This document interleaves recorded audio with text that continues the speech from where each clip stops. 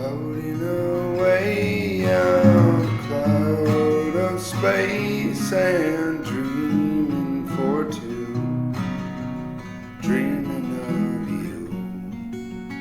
Floating away on a cloud of space, floating away, it's true. And I'm standing here thinking of something to say, maybe some words to rhyme to.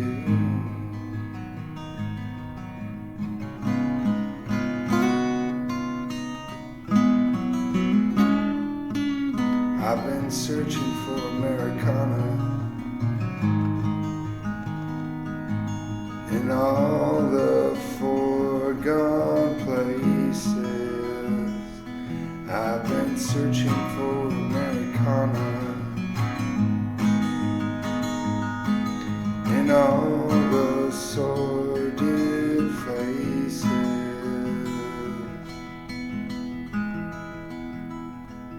And when I'm caught up in the city, I feel it in the air.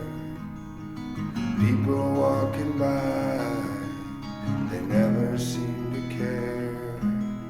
But I wouldn't change it, no I wouldn't change it, no I wouldn't change it, no I wouldn't change a thing.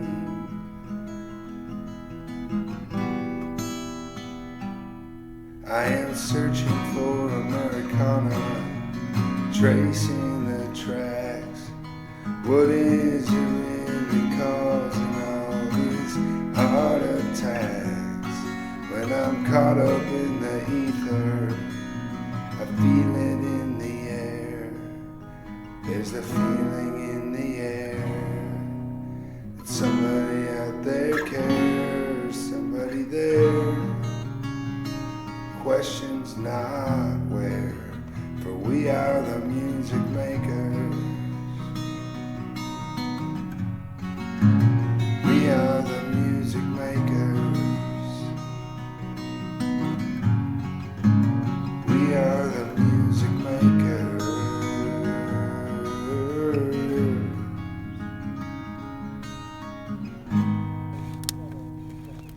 Oh yeah. I just hated that everybody died. Johnny, I Oh, love that's died it, yeah. before I got to get Before up you, here. because that's one of the coolest parts of Tennessee Oh. is all the history and they call it Nashville Music City. You know, Will used to live over there in Hendersonville. And Yeah. he told me, his dad said, the house where Johnny and June lived right there on Hickory Lake's just about a mile from here. And I drove up, it's burned down now. But anyway, I heard they were rebuilding it. But he lived there, and Roy Orbison lived right next door. And yeah. they're all gone and everything. But anyway.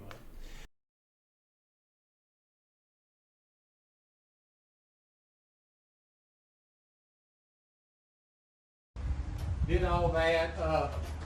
I got to restoring gas pumps. Me and this gas pump right here are the same age. This is 1954 gas pump. I went through the Dino, the Sinclair, and I completely redid all it. So it's 16 cents a gallon? 22 cents a gallon. Whew. Then I got this other. These came from my cousin who was rebuilding when he got in bad health, so he sold them to me, and then I got the Texaco. Texaco, the classic. Yeah. This is Sinclair Dino. Okay, Right. this is. And I'm Texaco. not really sure what year model this one is. It's earlier than that one, is all I know. And then I started picking up some old oil pumps. You know, used to, oil didn't come in a can. You sit there and you pumped it in there and you put a quart of oil in your car. That's how that, or that one down there. So Okay. then I made that one a Shell, and that's an old. I just for some reason this used to be a roll-up door here. You'll see it when we go inside. But my truck wouldn't fit in there to do anything on it, and I wasn't going to work on it anymore. So I put a false front. This isn't a real door here. I built all this, put the windows in. Yeah. Old signs, found old stuff to put on there, the oil cans and everything. This is really cool, man. So how, or can we go back there? We'll go. Yeah, we'll have to go inside. Can I get a shot of these tombstones? This was my great grandparents. Really? Right. Stone. The stones? Yeah. They were the ones that came from Georgia after he was in the Civil War. They came from Georgia and moved to right at the edge of Texas, Arkansas. I found these stones a few years ago, and they were all broke up. I tried fixing them, putting them together, and so finally I got a guy to make me had a laser cut that he cut out some tombstones, and I put them brand new tombstones. At the At gravesite. gravesite And you in have Arkansas. Oh, I see what okay.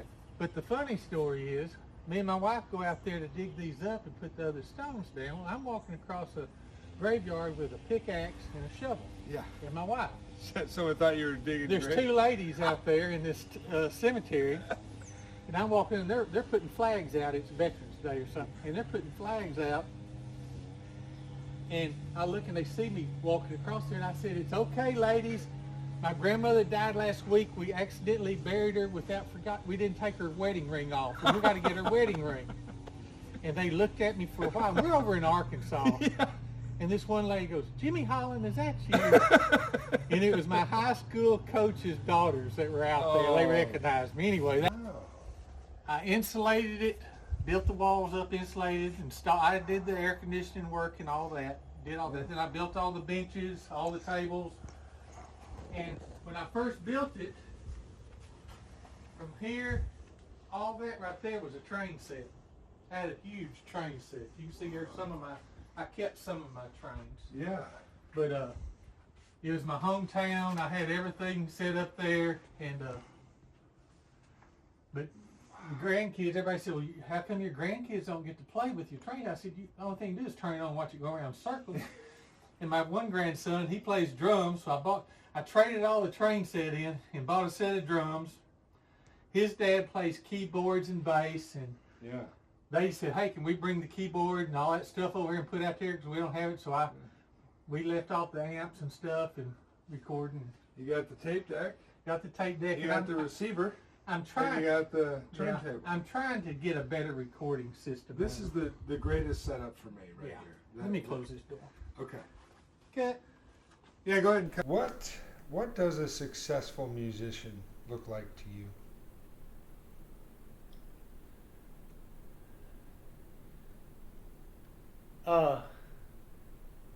To me, Yeah. of course, Your opinion, like what you believe. if I could be Because it's subjective. all right, if I could be a successful musician, Mm-hmm. I would care nothing about, in which I like getting on a stage and performing, which Mhm. I've done a few times. I like, Of course. everybody, I always tell people, all my boys are very musically inclined, and my wife always said, all you got to do for a Holland is give them a stage and a microphone and just get out of the way. They'll Yeah. handle it from there. Yeah. And I don't mind playing in front of people. I'm not good enough to play. I never had ambitions to be. I never played it enough to be that good. You know, I played enough to enjoy myself. Mm-hmm. I would have liked, I told Amy, I said, if I could have anything, I'd like to be able to go to New York and go to a concert. And there's a band up there, and I'm standing out there in the audience of about 10,000 people. Yeah. And this band is playing a song that I wrote. Yeah. And everybody in the crowd is singing along with the song that I wrote. That would be my ultimate. And I just sit around going, yeah, I wrote that. Nobody's going to believe me, but I wrote that. You know, it's just, you know, that'd be fun. That's. I like that. You're a songwriter, Jim. Yeah, I just. And the thing about it, ability to influence people and to make them happy. oh, John Prine got me through some tough times when I was young. You know, Yeah. I went through a divorce and just different things that I went through, and he got me through some tough times for his song. And the thing about songs like John Prine and Guy Clark and Billy Joe Shaver, they'll write a song, simple song. I mean, it's just simple. Yeah. And I think, man, I could have wrote something like that. You know, that's Yeah. simple. But then I try it and I go, no, I can't write a song like that. I'm not. Yeah. That song, I was going to play it later, but that song, Souvenirs. Mm-hmm. Such a simple song, but I love that song. And it's John Prine used to write like he was 80 years old. Yeah. You know, and how do you write a song about an old man and his wife living in retirement when you're 25 years old? Yeah, they're tapping into something. You know, that gets, for me, that's back to the spiritual side. You know, an old soul or somebody who can just sort of understand something without living it. But I think for me, a successful songwriter writes about what they know, and if they, if you reach one person and you help them through something, that's success. And monetarily wise, you make a little money. If you can make a living off of it, that's even If you can plus. make a living, that's that, and like you said, being recognized by other musicians is huge. That would be a big thing. Yeah, that I totally agree with that. But one song that I do that I've written, and it's about a train. And it's about a train that's been in my family's life, my whole life. And it was a train called the Southern Belle. It was a Kansas City Southern passenger train. Ran from the 30s through the 60s. Then they, of course, they did what, but it ran from Kansas City to New Orleans, back and forth. My mother was from Missouri, so she couldn't drive. My grandmother couldn't drive, so they put her on that train in Joplin, Missouri. She'd take the train down to Texarkana, which was about 30 miles from us. We'd go pick her up. And I remember going to the old Union Station there in Texarkana, the old timey with the high ceilings and the train leaving on track 45, that kind of deal. And it's just amazing. I remember, and we'd go there to pick her up. And this train, it was a green train. I remember the Kansas City Southern train. In fact, I've got one of my trains out in the shop is the Southern Belle. The Southern Belle. Yeah. And so I wrote a song about the Southern Belle, about bringing my grandma. My mother went to Missouri to have my oldest brother, or my only brother, and my brother came to Texas on the Southern Belle. And I remember one time me and my sister stayed an extra week or two up there in Missouri, and me and my sister and my grandmother rode the Southern Belle back to Texas. Well, now only big executives for Kansas City Southern ride the train's still running, but it's just for big shots. They got dibs. Yeah. And it stopped in Jefferson one time, was doing a tour thing, and I begged that guy to let me get on that. I told him this sad story about my grandmother riding on this train. And he looked at me and goes, "We can't let you on the train." And I almost jumped on it anyway, but I thought, okay, I've done some pretty stupid things in my life, but I better not get. Which might have been a good story. It might have been a good tale. Yeah. I told you he's got stories, Kyle. I told you. I tell people, people ask, I tell things, and my wife, you ask my wife, when she married me, I was driving 18-wheeler across country, hauling cattle in California, and so I drove like 18, I told everybody, I said, yeah, you think I'm bad? She married a truck driver, dirty old truck driver, but I worked in Wyoming, I lived out in California a little bit, worked at steel mills. I've done a lot of different jobs, but Amy will tell people, she said, you got to watch Jimmy's stories though. Be careful because he likes to embellish his stories a little bit. Well, those are the I'm best. not lying. No, you're I'm not just lying. embellishing it, making it a little bit more exciting. You I said, if you can't embellish a story, it's not worth telling to start with. So. I moved from California to Tennessee. John Prine did die while I was here. Okay. I moved in 2023, August or September. I have a song about it. You want to hear it? Yep. I was going to play Townes Van Zandt song, but I think do I'll this. play this original. This is called Another Goodbye. It's about moving to Chattanooga.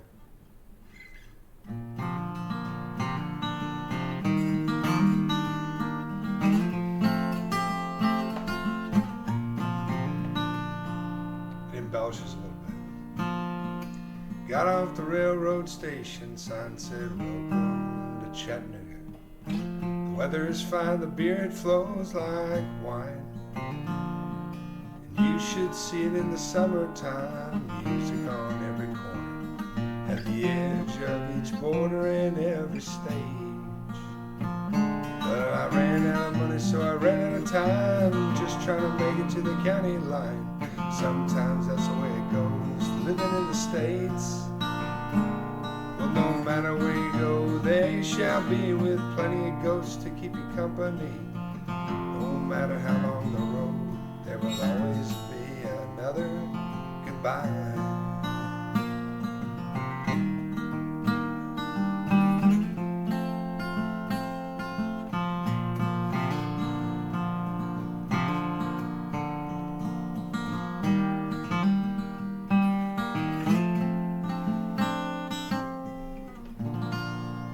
Really? That's actually the only verse I remember. And I think that was the perfect amount of time to play. So that's good. Let's see. Jimmy, what does Americana mean to you? Well, I think it's just, and I don't know what the title, I don't even know where the title came from, what it means. I know you look at, well, like the Eagles, when they came out, okay, they're a rock band from California. Well, they're kind of country rock band from California. And then it got to be where, okay, they're pretty much a country band, really. Right. According to, today's standards, the way country music. And I like, I like old country music. I like the Hank Williams, George Jones. I liked what I grew up on. I like playing those songs. Yeah. Then I like rock. Oh yeah. Probably my favorite rock band's Led Zeppelin. I'm a huge Led Zeppelin. John Bonham is my favorite drummer of all time. And I just think they're wonderful. I never got to see them play, but anyway. And I do a song with theirs at California, Going to California. Going to California with an again. Yeah, that's a great song. I play over the hills and far away. Yeah, but anyway, so I don't know where Americana really came in.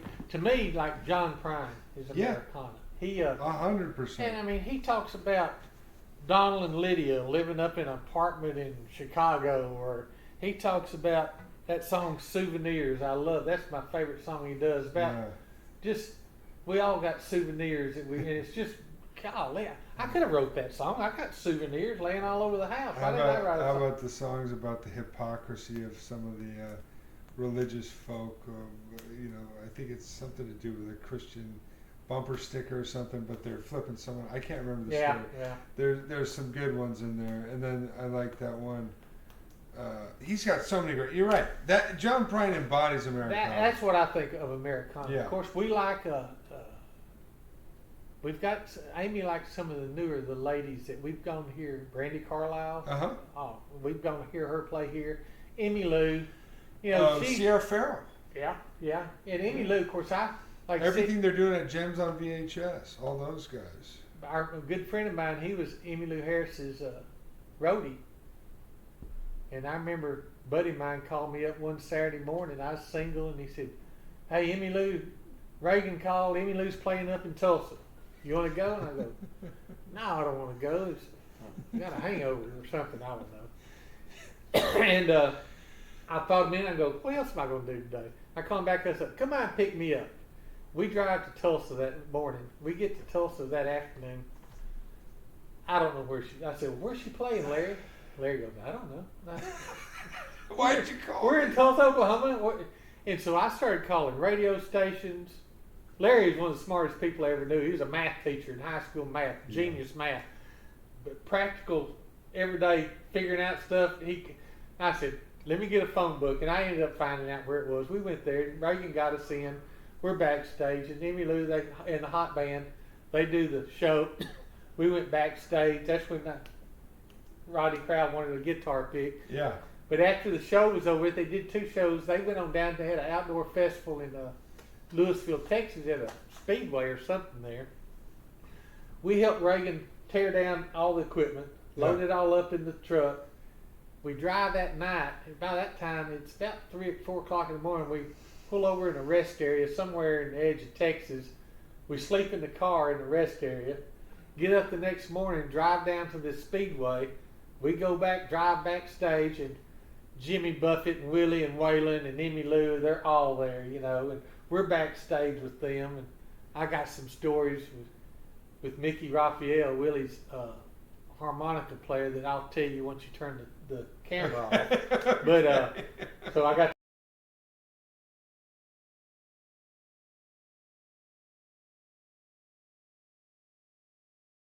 Missouri. He played in a band called the Orphean Minstrels. I had no idea what kind What year was that photo taken? This one, he was born in 1884. So that must have been the 20s or the 30s. Right, well, probably is. I don't know. Maybe Earlier than 1910s. Yeah, that's an old picture. That's cool. And then can I get a shot of his great grandparents right there? Now this is my great grandparents. Oh, great, sorry. The ones out there, the great. Oh, I see. That's a lot of cool history. And then you got your workstation over here. Yeah, and it's kind of taken a back seat for a while since I've been doing other things. But yeah, I built a Telecaster, and I've got it hanging on the wall. I'll show you. This is a Strat body This is going to be a here. Strat. Yeah. I haven't been. I've sanded it 1,000 times trying to repaint it. I'm not happy with the paint. This is a base, right? Yeah, and I was going to paint it blue, but finally I thought, I can just put a clear coat on it and go with it. I don't know what I'm going to That do. might look cool. I don't A little weathered look. I can't get the blue like I want it. Do you talk to Bill about these? No, I haven't. He does acoustics. He does acoustics. You're And solely. acoustics. That's a talent. That's a craft. talent, yeah. This is kind of put together. When you get a chance, you should look up Ryan Guitars. Okay. He's made guitars. Very nice, very unique design. I went to Dallas has a guitar show out there every year, and I went out there and just bought these. Yeah. I mean, these were like $40. What's this? Oh, so this was already there. This Yeah. was already kind of carved. It was all carved. What kind of wood we got? I here? have no idea. Well, And I'll show you It's that. solid. Yeah. I mean, it's not too heavy. And but I was it's going to just hang it up. perfect for electric. Then I got to looking online where you could buy the neck, all the electronics, the pickups, the knobs, and everything. Throw a It wasn't humbucker. it wasn't. Yeah, it wasn't very expensive. Yeah. So that's why I'll show you that Telecaster. Okay. But I wanted to show you these. This is a picture. I have 3 sons, and 2 of them came up here in 2001 when Will graduated from high school. That's Will. He's the Okay. he's the one that has the media company. Oh, I gotcha. That's his Is that his band, Holland? Holland, and then they had to change it later to the Lonely Hearts. That's the Lonely Hearts band. Okay. And they What did a style couple- of music do they play? They started out Christian rock, Uh-huh. and they came up here in 2001, right after Will graduated from high school. Uh-huh. And Nashville kind of took over, and they started kind of going more Americana. Yeah. And they were signed with a record company out of Seattle called Tooth and Nail Records. I grew up with Tooth and Nail. Well, they were with Tooth and Nail. Really? Yeah. Holland or Lonely Hearts? Holland. Both of them. They were both the same. It was That's the same. amazing. MXPX, Dogwood, Me Without You. These are bands. Supertones. Dude, they're from my hometown. Well, they toured. I saw the Supertones last show at my one of my alma maters. Do you know Ethan Luck, the lead guitarist for Supertones? He's a friend of theirs. He's actually played with them some. That's crazy. they- 5 Iron Frenzy. They weren't on Tooth and Nail, but Well, wait just a second. Here it is. Reliant K, of course. Bleach. Fillmore. Oh my gosh, I had this Fillmore CD. Oh my gosh, man. And they also did a tour with 5 Iron Frenzy. Oh, I love, dude. And 5 I've got a Iron is poster great. somewhere that's got all their signatures on it, and somebody told me, said, nobody has they will not sign stuff. And I've got about the only 5 color, Iron? 5 Iron No, Frenzy. yeah, they're totally anti-celebrity, and they're still going, different members, but Yeah. Reese is still there. And we got John Prine. I'm a huge John. I know, me too, man. Oh my gosh. Kinky Friedman, I remember when had several of his albums come out, then he ran for governor, and he's a Yeah. goofball, but I still voted for him. Well, we're gonna have to jam in here, man, sometime. Maybe record something. Who Yeah. knows? I'm trying to find a better way to record. Of course, Will, he knows how to record. He's put some really good recordings out. Yeah. And I want to do it on something different. And he's got the microphones, and he does it through a computer and everything. So I see. we'll figure out how to do that later. Well, let's go inside and let's talk for a minute. How's that sound? So I got to meet Mickey Raphael, and it was really surprising he got to play after he met me. But anyway, that night we went to a club to hear Alex Harvey play. You might not have ever heard of Alex Harvey. He wrote that song Delta Dawn. What's her name? Tanya Tucker. Delta Dawn. What's that flower you have? Alex Harvey okay. wrote that song. Okay. That was his claim to fame, and he's had some dive. Yeah. And up comes a guy, sits down at the table, and it's Rusty Weir. I don't know if you remember Rusty Weir. He wrote I'd have to think he had a couple albums out. I knew some of his songs, and he got to sit. So I got to meet a lot of people there, and we spent one. Actually, I had to quit a job, or they were fixing to fire me because I was on call one weekend on 4th of July, and the guy said, "Hey, we got backstage down the Superdome. Emmy Lou's playing at the Superdome 4th of July picnic." Yeah. Charlie Daniels, I sit up there in the cab of Charlie Daniels' 18-wheeler talking to this truck driver behind the stage. Charlie Daniels and Jimmy Buffett and all those players were playing. We're backstage. And I remember I was single, and I sit there and had a backstage pass, and I'd tell the guys, "Let me borrow your backstage pass." And she said, "Where are you going?" I said, "I think it's going to get us some girls." And so I'd go out into we're in the Superdome. Yeah. And I'd go out there and I'd find the prettiest girl. I said, "Hey, you want to go backstage? I got a pass." "Yeah." We go back there, had a free bar back there, and she'd get a drink. I said, "All right, let me have your pass." "Why?" I said, "Because I think she's going to get another girl." And I'd get her pass. And I just kept bringing girls back there all day. Yeah. And of course, nobody's going to run off a good-looking girl backstage, you know. So that's when just having fun. That's all it is, just bringing girls back there and having fun. And we used to have back in that time in the '70s, they had a lot of outdoor concerts. Yeah. That out in the pasture, and a bunch of us from Avenger and Linden. There was probably about 20 of us that we all liked this kind of music, and we'd go outside Commerce, Texas, big 600-acre ranch, and they had built a big stage, and Doug Kershaw and Willie and Waylon were at it, you know, and we'd pitch tents at the very back of the pasture. Yeah. And bring food, and we're sitting out there, and we're a quarter mile probably, or maybe not that far away from the stage, but you could hear it well. Yeah. Then somebody would come up that we really wanted to hear. We'd get our sleeping bag. We'd walk up to the front of the stage, lay it out. We'd sit there and listen to them. Okay, we'd go back to our campsite. And just, we did that at Commerce down in Nacogdoches. They had some outdoor concerts. I got some more stories about that concert I'll tell you later. But we just had a big time. It was a lot of fun, a lot of good. David Allen Cole, a friend of mine, I graduated. You need to keep this in there, but I was actually valedictorian in my senior class. Oh, wow. Yeah. Now, you're supposed to ask me the follow-up question. How many was in my senior class? How many people were in your 14. And the other reason I got valedictorian was because Melissa, the girl she left school early, but she would have been valedictorian by a long shot. But anyway, a friend of mine out of 14, a friend of mine, Carly, we went to a Waylon Jennings show at the Rio Palm Island Longview. He got to go backstage and meet all the band, and he ended up being he went on the road with David Allen Cole for about 3 years. Yeah.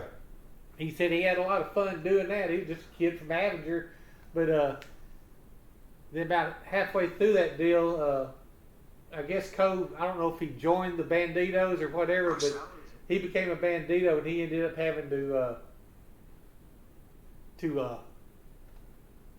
he had the Banditos as his security. And Carly said he got whooped a couple of times, so he finally had to quit that. But all kinds of stories meeting these people. I enjoyed meeting a lot of those people. What's the last concert you went to? I guess one of my favorite,